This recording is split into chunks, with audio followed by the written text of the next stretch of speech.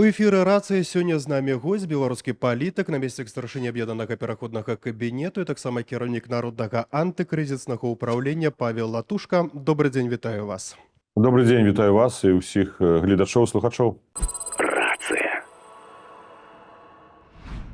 Аналізуем сітуацыю, пачнем з нашага рэгіёну. Так, гэта Беларусь, Украіна, ну і Расія, напэўна. Сітуацыя вельмі складаная, багата вельмі фактару. Гэта эскалацыя вайны, так званыя выбары ў Беларусі.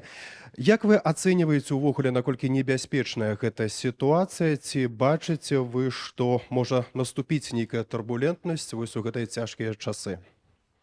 Ну, турбулентнасць яна перманентна ўжо існуе з 2020 года, калі Лукашенко прайграў выбары, але яна эскалуецца, і яна паніжаецца. Вось на сённяшні дзень мы бачым з вами, я думаю, самую галоўную праблему, пытанне гэта ці адбудуцца так званыя перамовы аб міры паміж Расіяй і Украінай, ці удасца спыніць абстрэлы тэрыторый.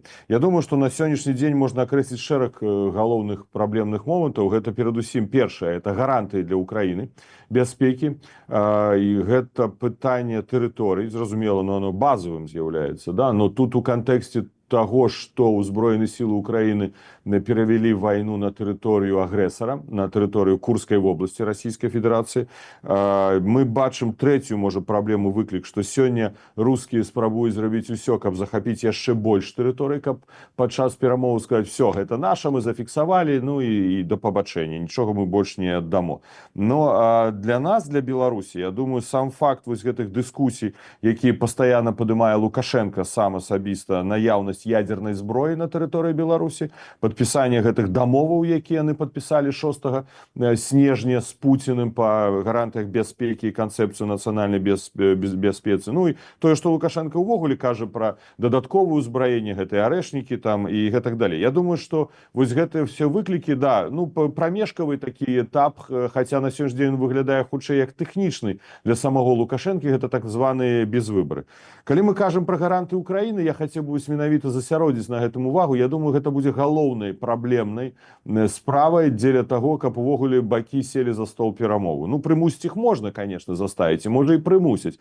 Але пакуль Украіна не атрымае на пэўных гарантый, я думаю, што ніякіх пагадненняў падпісвацца не будзе. Максімум, што гэта можа быць часовае спыненне абстрэлу тэрыторый. Бо ну, калі, напрыклад, Украіна хоча уступіць у НАТО, і хаця бы гэтая частка, якая кантралюецца Украінай, альбо атрымаць дадатковыя гаранты у выглядзе ўзбраенняў ці накіравання ўзброеных сілаў ядзерных дзяржаваў на тэрыторыі Украіны, такіх як Францыя, Великабрытанія. Яшчэ пытанне да таго, як да гэтага паставіцца Расія. Вось Расія гэтага не хоча, ці хоча гэтага Захад, яшчэ пытанне. Калі Украіна гэта не атрымлівае, значыцца, стабільнасць сітуацыі ва Украіне ніколі не будзе. Значыцца, людзі хутчэй за ўсё будуць выязджаць з тэрыторыі Украіны, значыцца, не будуць прыходзіць замежныя інвестыцыі, значыцца, рызыка развіцця вайны, эскалацыі вайны будзе перманентным. Ну як можа такая дзяржава, такі край развівацца? Ну, это праблема. І я разумею, напрыклад, пазіцыю украінскага, Зеленскага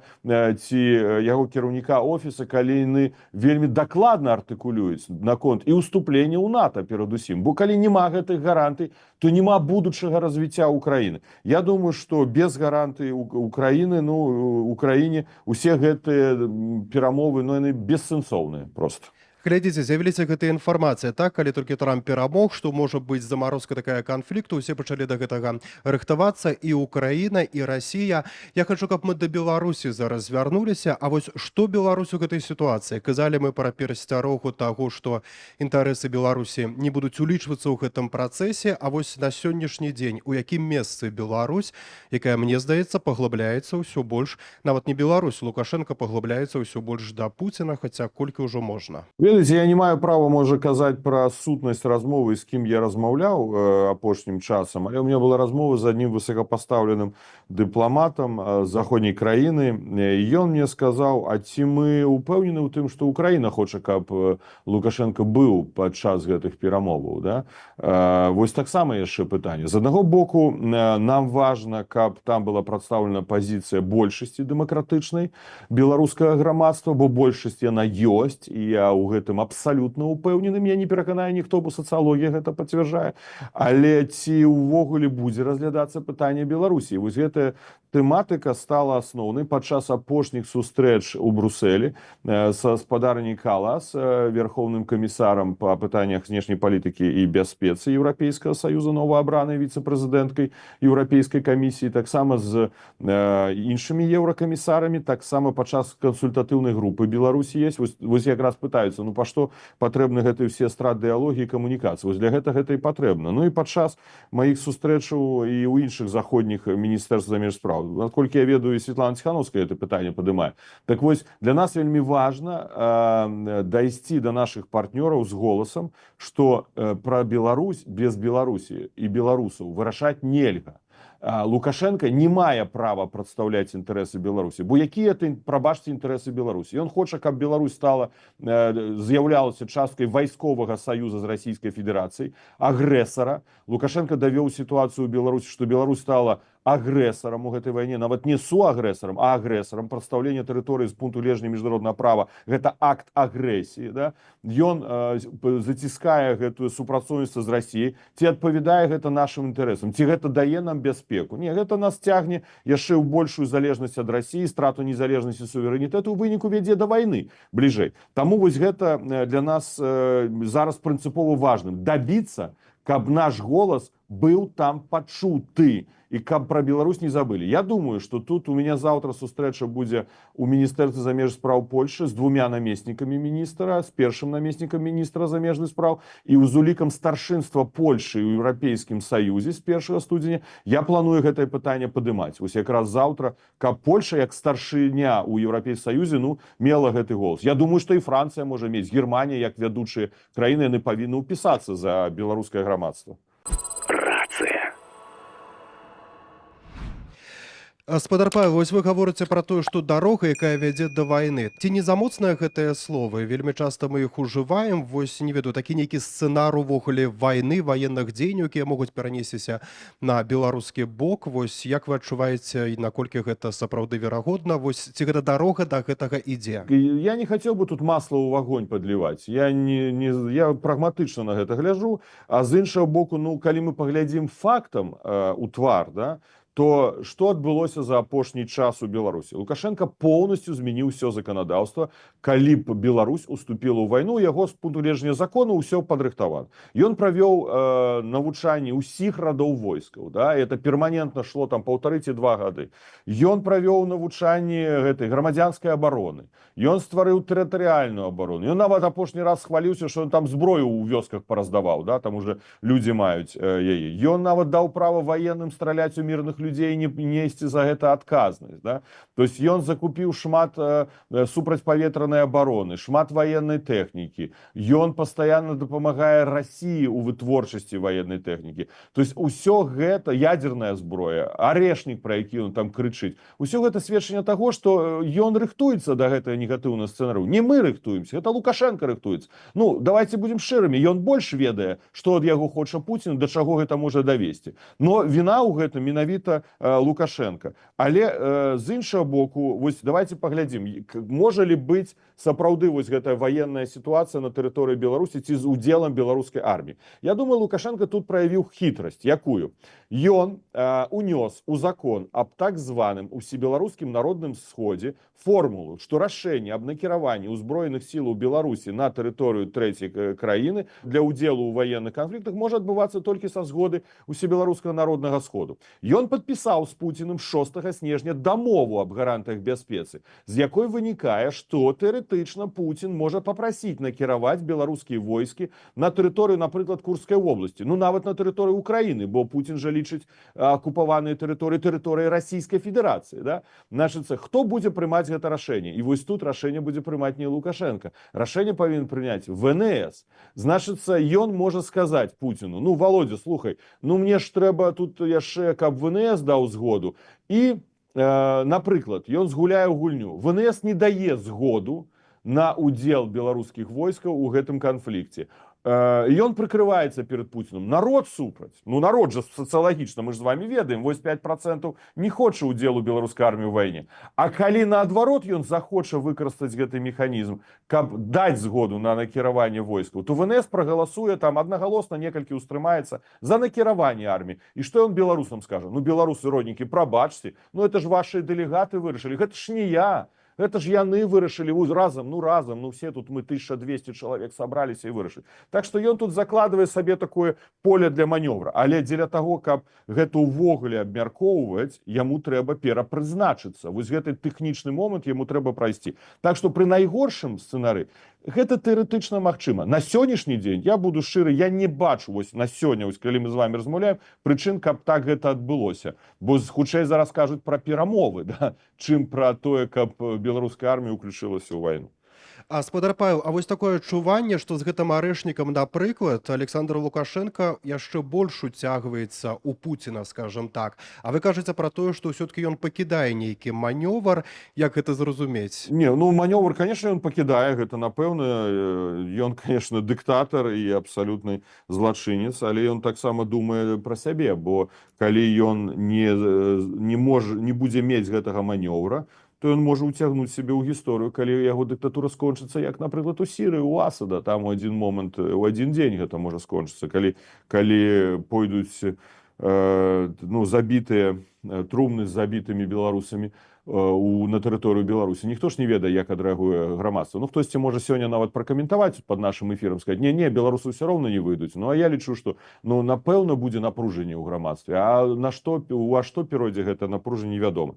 Пытанне ядзернай зброі і арэшніка. Чаму ён гэтае пытанне падымае? Тут вельмі лёгка можна аб'ясніць. Ну, зразумела, агульна гэта прапаганда, каб пагражаць усім, эскалаваць сітуацыю, асабліва перад перамовамі. Глядзіце, якія мы моцныя, мы ж яшчэ мацней можам быць. Там вам нікуды не дзецца ў краіне і захаду. Пагаджайцеся на нашы умовы. Бо ну ніяк. Ну вось разбамбім вас арэшнікамі ядзернай зброі яшчэ там прысуем, да? Як гэтым катком.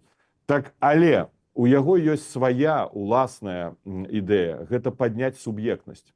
Ён жа зараз з абнулёнай суб'ектнасцю, ну такой абмежаванай суб'ектнасцю. Так, ён у Аман там паехаў, ну ў Еўропе яго не ўспрымаюць, амбасадараў не накіроўваюць, дэмакратычныя краіны не хочуць з ім размаўляць. Ён крычыць ужо на ўвесь свет: я маю ядерную зброю. Вольфович крычыць, у яго ёсць чемоданчик, а в этом чемоданчике есть красненькая кнопочка. И вот Александр Григорьевич будет в плохом настроении, он возьмет и нажмет эту красненькую кнопочку. И вот тогда, як казаў сам Лукашенко калісьці Скабеевой, миллион ахвяраў будзе, да, вот так сядзіць такой усаты дед и кажа: миллион, подумаешь, там миллион людей, да, будзе забіта. Арэшнік тое самае, он кажа: я ж буду мець арэшнік. Ён крычыць захаду: без мяне вы нікуды не денетеся. У мяне такая моцная зброя, і я сам вырашаю і ўжыць яе. Гэта неправда, гэта хлусня. Но ён яшчэ дадае, што арэшнік я буду вызначаць сам мэты нанясення удараў, у тым ліку па тэрыторыі Еўропы. Ён займаецца блэкмейлінгам. Гэта шантаж.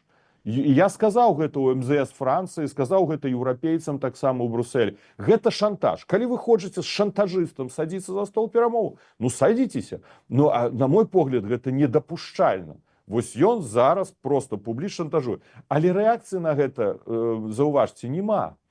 Словы Лукашенка, яго крыкі, яго гвалт, ну нікога так сапраўды не цікавіць. Ён не з'яўляецца той персонай, на якую звяртаюць увагу ў вырашэнні ўсёй гэтай сітуацыі. Рацыя.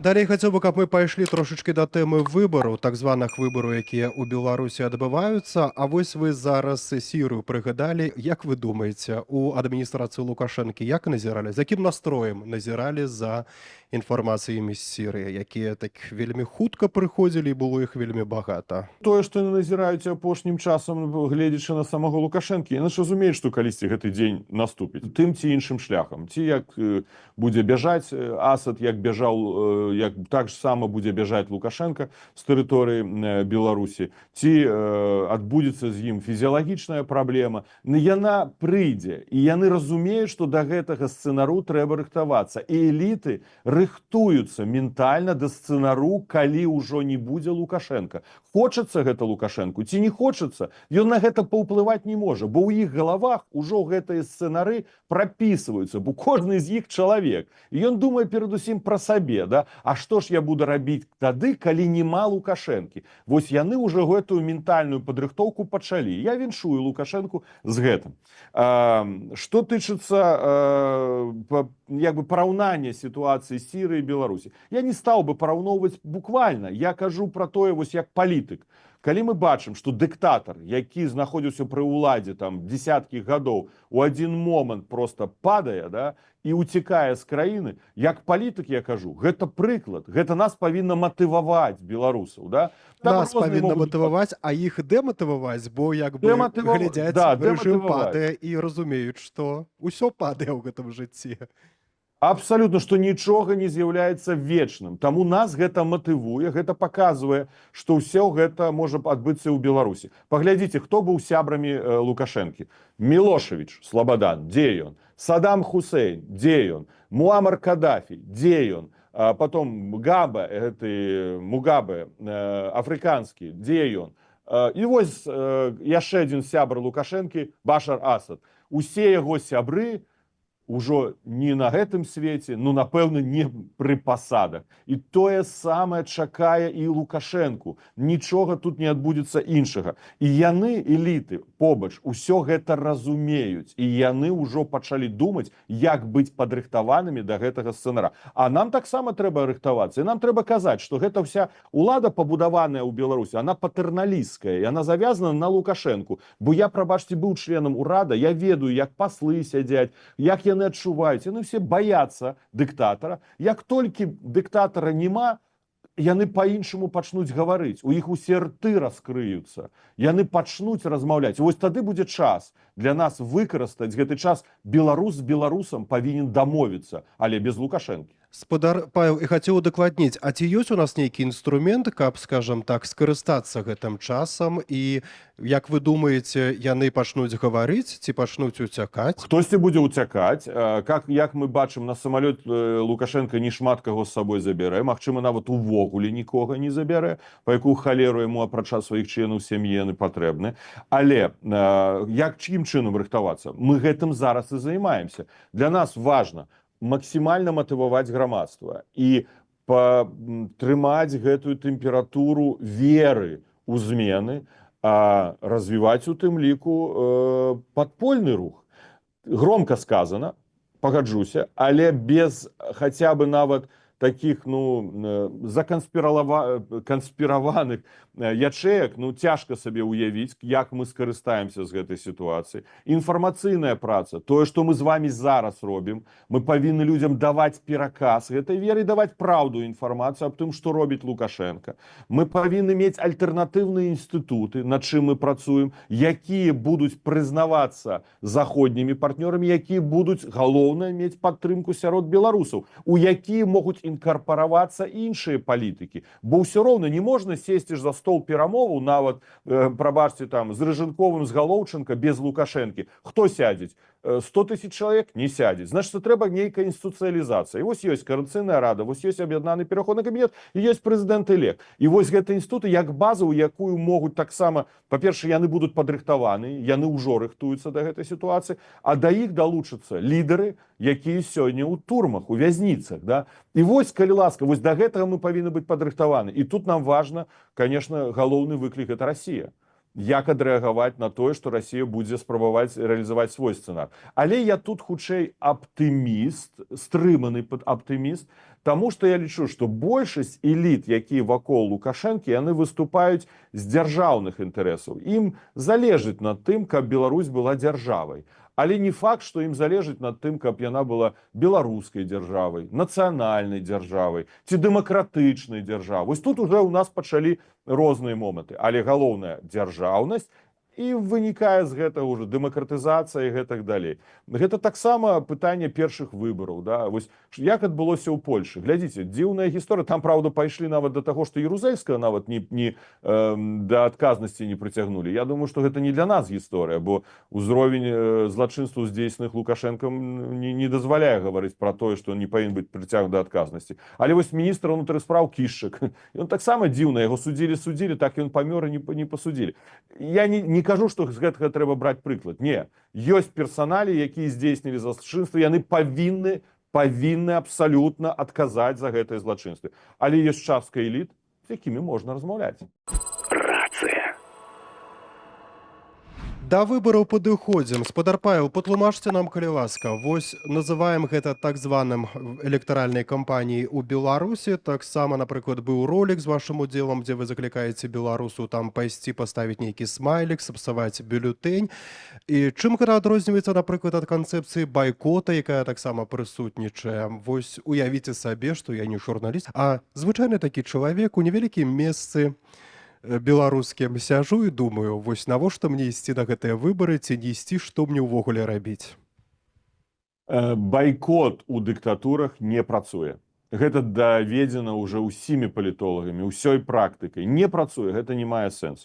Ці працуюць іншыя інструменты, апрача рэвалюцыйных зменаў? Гэта таксама вялікае пытанне. Але мы зыходзім з таго, каб людзі праявілі сваю актыўнасць, каб яны далі гэты пераказ унутрасістэмы, што мы не змянілі сваіх поглядаў, што мы тое, што выйшлі ў 2020 годзе, гэта не было выпадак.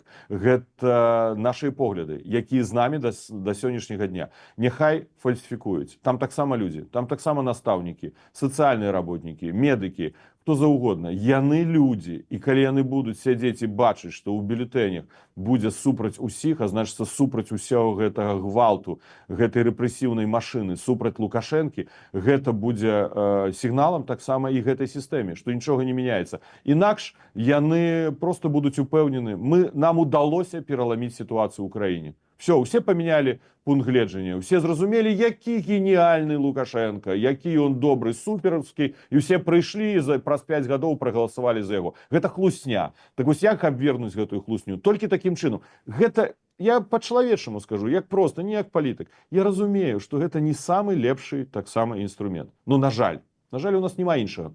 Прыйсці і паставіць супраць усіх. Тым больш, я лічу, што будуць прымушаць людзей, будуць гэты датэрміновыя выбары, да? І што рабіць людзям? Ну, вось яны прыйшлі. Сапсаваць бюлетэнь немагчыма. Ну, пабачыць адразу наручнікі ў турму, да? Значыць, трэба ставіць супраць. А няхай не фальсіфікуюць. Мы з вамі сумленна выканаем, што мы не змянілі свой погляд, мы зрабілі гэты крок. Ну, але кожны вырашае. Тут жа ж мы, як кажам, прапаноўваем людзям варыянт дзеяння, а не сядзець на канапе і глядзець, як усё адбываецца. Бо дыктатура любіць цішыню. Ім самае галоўнае, каб усё было ціха, ніхто не быў супраць, усе лепш прамаўчалі, а за нас яны намалююць. Вельмі часта мы гаворым, што выбары фактычна савецкія, так? Брэжнева там узгадваюць, параўноўваюць з Брэжневам Лукашэнко, але вось ці ёсць сапраўды прадпасылкі так думаць? Слухайте, ну я магу на заклад пайсці, можа з вами давайте заложимся. Давайте заложимся. Да, Колькі што разоў уже Лукашенко- закладаліся з вами? Да. Хотя, конечно, послухаюць яго прапагандысты, там, Петкевич, наш эфир, і можа нам заклад попсуюць. Я лічу, што Лукашенко захоча намаляваць сабе на процент больш, чым Путін.